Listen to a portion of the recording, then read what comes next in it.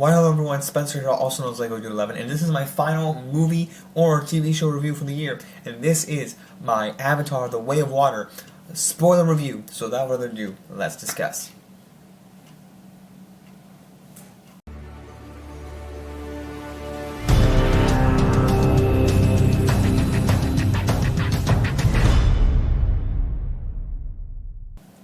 Okay, so first and foremost, a little bit of housekeeping here. If you guys are not aware of these here on my channel, if you're new here, I do take down the list of make a list of notes here on the movie that I do have here on the full movie itself.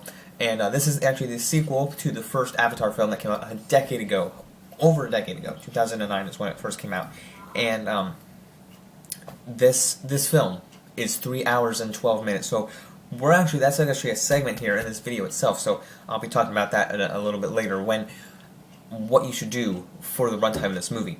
But a little bit, so that's the housekeeping there. I do want to mention something else about this. This is the last review, TV show or movie review, as I just mentioned here in the beginning of this video, that I will be doing for this year of 2022. And then after this, I might talk about Knives Out later this year, and then make a top 10 video, a Glass Onion Knives Out movie, and then talk about all my top 10 favorite movies this year, top 10 best favorite movies this year list later in the first week of 2023. So stay tuned for that.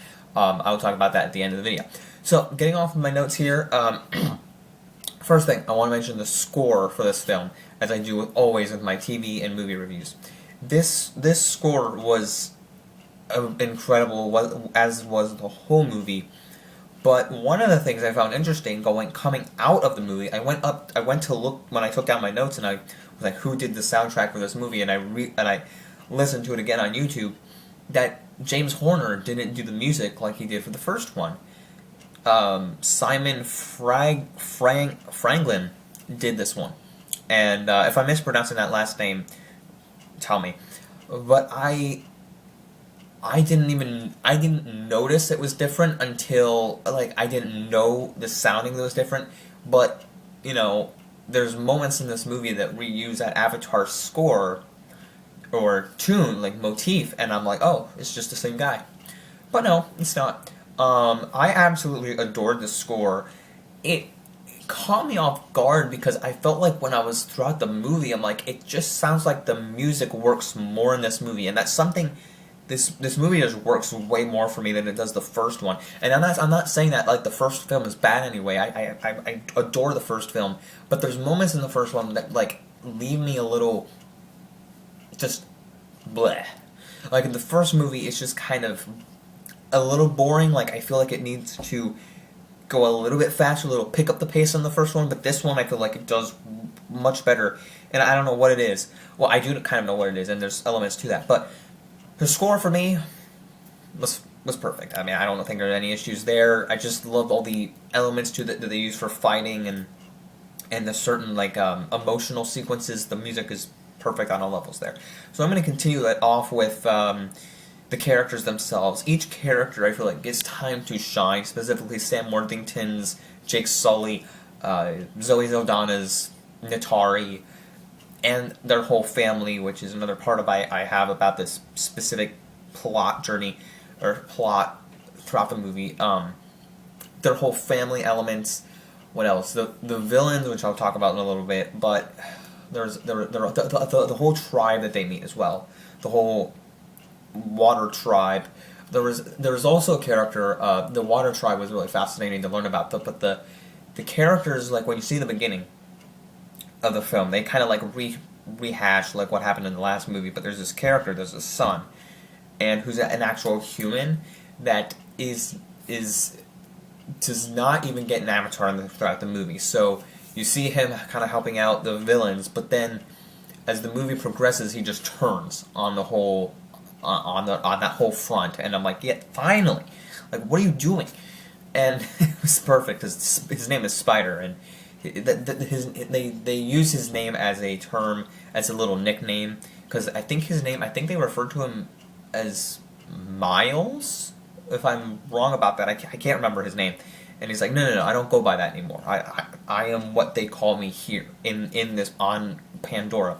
So it was it was great. I liked that character a lot. The fact that he was a human, kind of like a predator, kind of in the, like, it just reminded me of something you would see in Predator, almost, which isn't, that's not a James Cameron film, so I wasn't sure, because I know Aliens is a James Cameron film, and Terminator, because Arnold Schwarzenegger was in Terminator. I digress, but I was thinking about that. Maybe it is, maybe it isn't. It's actually not. So the story, or my one critique with this film is the language, because they put the Na'vi language up on screen, which isn't that confusing. They know how to speak in their own language, but then when there's two times, but the other time it made sense why this wasn't happening, because the first time, like when you see like the Na'vi using this little device and poking like on their ears and stuff, like I don't know what the device was. They didn't really make it perfectly clear what the device was, but I'm like, okay, how do they know, like, what is this that they're using to speak? I'm like, I don't know. And also, because this had nothing to do with their language, I just didn't understand what the purpose of it was, because they didn't even mention this in the first film, and maybe they did, but I don't remember this at all, because I just recently watched Avatar for the first time. I'm like, what is this device that they're using to talk? How do they suddenly know? Oh yeah, this is what it means. I'm like, what? I don't know. Maybe I was lost there, but I'm just kind of like, what is this device that magically suddenly somehow makes them to talk, communicate through it? It's like a phone. Like I didn't know what it was, and so that was my one kind of confusion about the movie. Like, wait, what's this device? Like, it's just like a random communicator, and maybe that was the point. It was a random communicator, but I found it like, wait, is there some sort of logic here? Like, is it what is it, and how does it work? That was my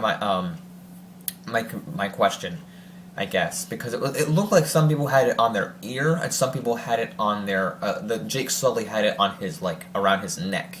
So I was confused. But then when the family goes down underwater for the first time, and they're like communicating like with their hands, kind of like sign language and all that stuff, it's like they're like, I don't know how to communicate, and I was like, really, you understand them? But no, and then they finally said, no, we don't understand you. It's like, okay, I get it now. You don't understand it. Okay, I was about to ask. I'm like, are you really understanding how to speak underwater? But no, they don't. So that was that. So the story element, I really found it. I really was engaged by this story. As I mentioned earlier, the characters all were engaging. The family, which is something I'll touch on a little bit later, but the story in and of itself, basically the family, but also just the whole thing. Like, again, the runtime is irrelevant, because as I think about it, the runtime of a movie, regardless of it's 3 hours, an hour and 30 minutes, or the 2 hours, or however long it is, if it's an animated film, it doesn't matter, because there are animated films that could be 2 hours. That doesn't matter. As long as you tell a good story and have a good narrative, that's what makes a good movie. And this film does that for me. It was so much more engaging than the first one, on all levels. To me, the music, when music's good, that makes it good. That makes it engaging. The music, the characters, and the plot. For me, I just felt like engrossed in this movie, and the visuals itself. I even wrote that down, but it just took me in. And that's nothing to say that the first one was bad. Like, there's good visuals, there's good, the character designs on the first one are great, just as like this one. But I was drawn in.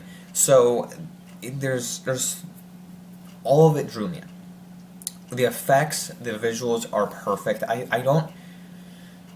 I'm not gonna compare it to the first one, but as I've been talking to my friends about this, like my friends who aren't really going to see this film, I'm like, listen, the first Avatar film, the best visual effects I think are the first Avatar and the Pirates of the Caribbean with Davy Jones' Dead Man's Chest with his tentacles and all that. That's gorgeously done. It's beautiful. But, people critique and bash on Phase 4 of the MCU with this CGI stinks, it sucks and stuff. It's like, well, okay, but, maybe it can't live up to what it once was, but that's okay. And I'm not here to analyze it, but this is something completely different. I mean, they're two totally not genres, but like divisions, places that they're doing, headquarters, right? So that's one thing. Also, Marvel's just on a different layer because they're doing different projects. Also, they're doing, this new storyline, this multiverse thing, so maybe they can't do as much as fast as they want, and that shouldn't be a concern, an excuse, but whatever. So the effects in this are gorgeous. The underwater design is beautiful. I am a sucker for sea movies, like underwater seafood stuff. So this just goes on all levels for me. Checks a bunch of boxes because I'm a sucker for that type of stuff. And it's not to say that the first one was bad in that regard because they didn't have that. I like the first Avatar. It's fine. It's fine without that stuff. But this one just makes it even more beautiful on a different level. And when they're underwater, it looks gorgeous. They're swimming. The effects on their faces when they're coming closer and you can see just the depth and the perception. Someone said, I saw someone say this about the movie, it said that the Na'vi were terrible, the effects on the Na'vi were terrible because it looks better like when there's shade and shadows on it. I'm like, I don't know how that works. I mean, like, I'm sure that it looks different, but I'm like, okay, I don't know how that makes it better, but I'm like, whatever, that's I guess that's your opinion on that. It was another YouTube reviewer, but I'm like, okay, I don't know how that makes... It makes sense, but I'm like, I don't see the quality, like how that would be improving anything. Like, I thought it was just fine the way they were. So I thought the designs were beautiful. So that's me. I mean, I loved all the effects, and there's not really like effects like powers or anything, but with the designs of everything, because some people, in some movies where it could be really bad is when they bring in like the human characters and the like ships and everything. It could look really bad mixed with the world, mixed with the other CGI characters, but this film, it looks great. It looks like you can just be in that world and you know that there are humans living with the aliens. So I think it's fine. I mean, it was just perfect and everything in that regard. So yeah, and the other thing, I want to mention this too. Marvel, there's no issue for me, like when they're like, oh, look at She-Hulk standing with a human. It does not work for me. It works for me, okay? I just want to let you guys know, it works for me. I don't have any I'm not bashing on that. I know that's probably a separate video. I should make a video about Marvel in Phase 4, but I don't know. We'll see. So, let's see. The villains, by the way. Let's talk about this real quick before I get to the actual main plotline. So, the villains of this film and that story, by the way, let me just mention this before I talk about the actual villain stuff itself. The trailers of this movie sucked blood. Okay, they did not do this film justice, okay? Whoever made the trailers, by the way, you have to remember this, the people that make the trailers for movies don't actually work on the movie itself. There's a separate trailer department that actually makes the trailer, edits them, puts them together, puts the music in them, and then sends it off to whoever to put them on YouTube or whatever. Or even maybe they put them on YouTube themselves. But that they don't make the movie. The people that make the movie don't make the trailers, so... But whoever made the trailers for this movie, do them better next time because this film was incredible. I would go A, see this again in theaters, and B, would watch this day one on Disney Plus if it comes out on Disney Plus. Don't put this on any other streaming service because if you are, you're a nut job. But no, this film was incredible. So whoever made the trailers, do them better next time for all the other 3 movies. I cannot express that enough because you had 3 trailers and you kept promoting this movie over and over again, but nothing did you say on what this movie was about. Because when in the beginning of the film when you said, oh, the sky people were returning and the human, you just see them return and the colonel guy is in Na'vi form and all the other people are in Na'vi form, and then they land and they're just like destroying Pandora. It was incredible. It was intense. It was, oh man, it got you. It pulls, like, it doesn't pull on your heartstrings, but like, oh my god, this is actually happening. And like, why? Like, that was intriguing. That was like so engaging.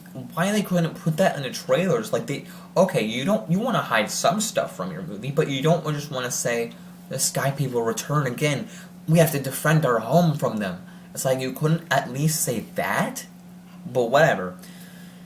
But the villains were so, I say maniacal, but they weren't really maniacal. Intense is the only word I can think of, but for some reason, I mean, I was in love with the villains. Let's put it that far, because so the colonel that returns from the first film that got shot with the arrows, he was dead, but then he gets his memories transported and his personality into a Na'vi, and he's just so dangerous, so threatening. That's the word I was trying to look for, threatening, and so just evil and intense in this revenge to get back at Jake Sully and get back at his family.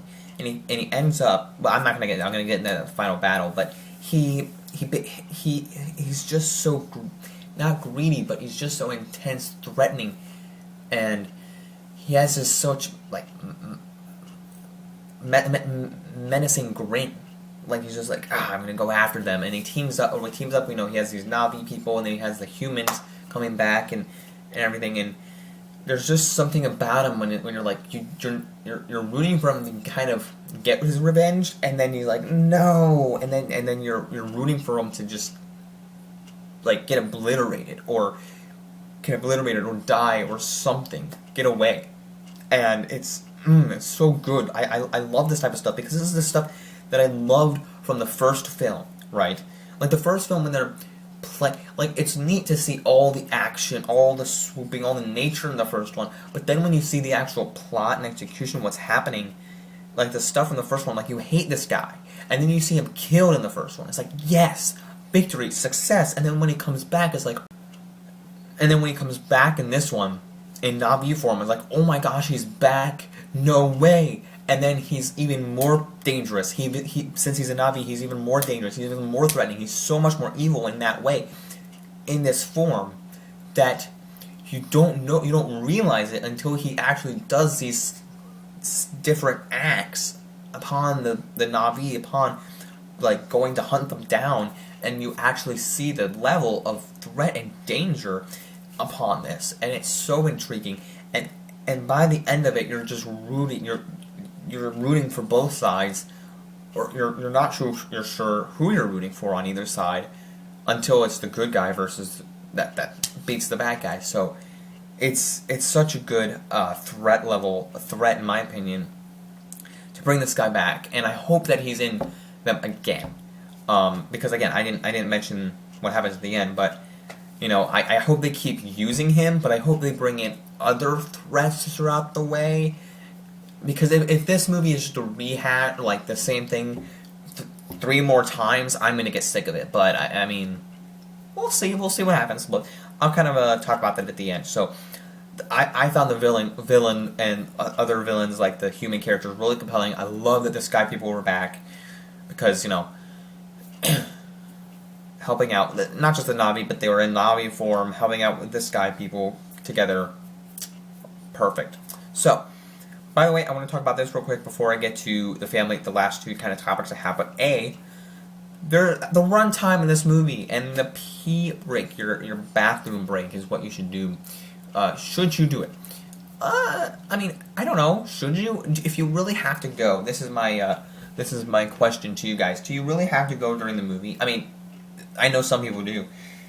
My friend went when we went and saw Black Adam. That was something else. But my friend, we didn't go. None of us went when we went and saw Black Panther. So I typically don't go when I'm at a movie just because I want to see the whole thing. But this film, there's 2 things that happened. A, I didn't have to go during the movie, which is surprising because I actually did it when we went to see Black Panther. I was like, I had to hold it, guys, because I didn't want to miss any of this movie.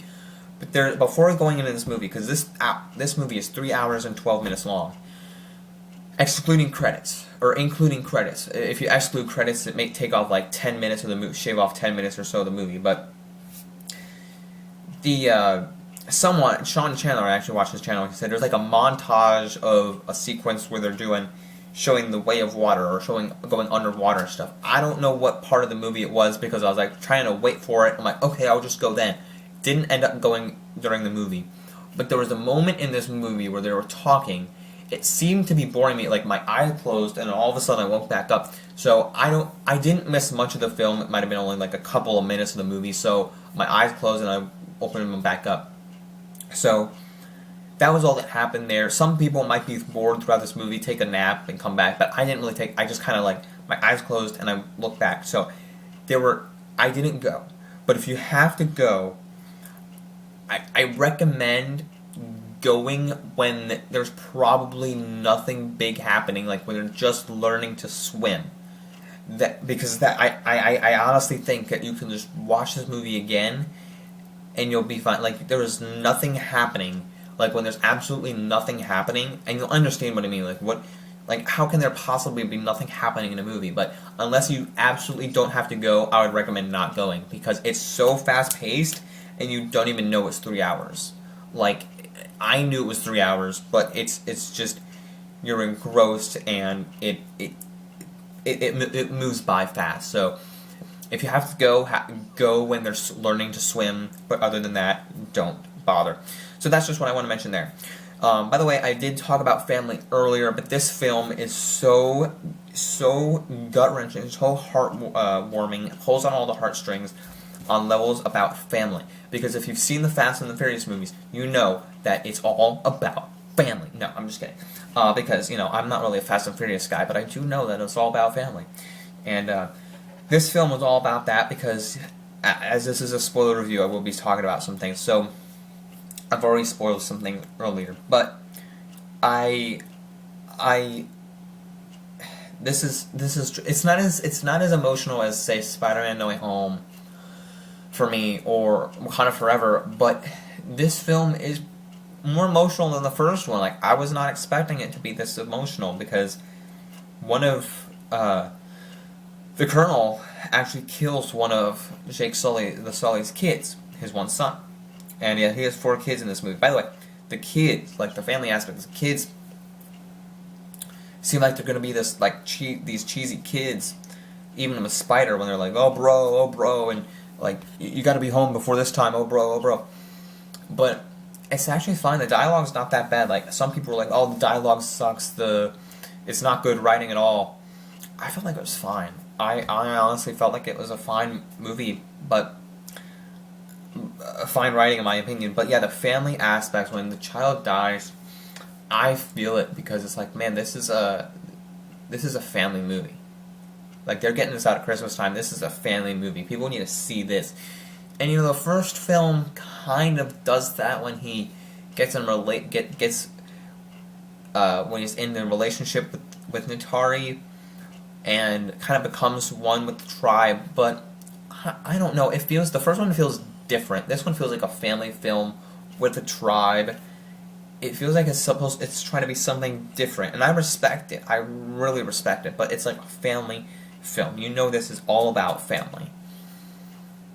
And this is something different because I just love the whole family plot element, and then how they're trying to save the daughters, trying to save them, and in the end when they're all trapped and the mother goes after the daughter, Jake Sully goes after the son, the son goes after Jake Sully, trying to save him from the Colonel. It's so good when they're underwater and they're saying these things like, listen, this is what the way of water is. It's light before death, or life before death, and the light will come to you. You have to see the light. The message is so powerful. And I'm cannot wait for these future films, but I just loved it on so many levels. The heartstrings pull with you, regardless of how big your family is. I hope it moves you in some way, because I loved it, and I cannot wait for the future films to see what messages they put into them. But let's talk about my final thing in this movie, which is the final battle in the future films. So again, I'll mention what I want to expect in those films. But the final battle was really, really well done. And this is something, because people were like, oh my gosh, Wakanda Forever was like the first film of The Way of Water. I feel like this film does the final battle, I'm not trying to compare the films, but this film does it a little bit better in the sense that just the way that they're on the water, like it looks more chaotic and not just, you know what, I shouldn't be comparing the two films, because I just realized that Namor was in the film and there were other things happening. Okay, I'm not going to compare the films, but what I liked is that they used water differently in this film, in The Way of Water. Because they could have done it differently in Black Panther, but I'm not going to talk about that. But I love how this one, when the kids are chained up or tied up, they're not really chained up, but tied up in the boat, that the one animal, the one whale creature, I don't know if it's really a whale, but jumps over and like just slams itself on top of the boat and like just throws off all the other sky people, all the other humans. And it's like brilliant move. I love how they incorporated that and just went off in action, all the kids using their weapons and everything, because, you know, the water should fight back. The animals in the water were fighting back, and it was really well done. And the whole thing just catches your eye automatically. I mean, it's so good. The final battle with all them fighting, all on the creatures and everything, it's just engrossing, and I can't say a good enough of things about it. But when the ship's flying over, there's flames everywhere, because you see this in the trailer. I'm like, are they gonna show this? Are they gonna have that? And they did. It's the last moment of the film. They're hunting down. Natari was gonna kill Spider. The Colonel was gonna kill the one daughter. And I'm like, no, please don't have another child die. You're gonna kill me. You're gonna just make me cry. And then this film. And then, you know, they save both of those people. They save both Spider. Spider gets away, and the daughter's safe. So then Jake goes after the Colonel, and they start fighting each other. And this is a great battle, because then the ship just starts sinking, kind of like Titanic. And another James Cameron film, and it looks, it's so good, because when you think about it, it's like, oh, it's a James Cameron film. This is what's happening. It's parodying Titanic. So it's really nice. It's really spectacularly done. And it's sinking. The water's in there too. I don't know if there's water in the Titanic, like when that was sinking, but... And Natari goes to save them when they're in the ship as well, and it's just sinking. They're trying to crawl in through the ship while it's sinking. It's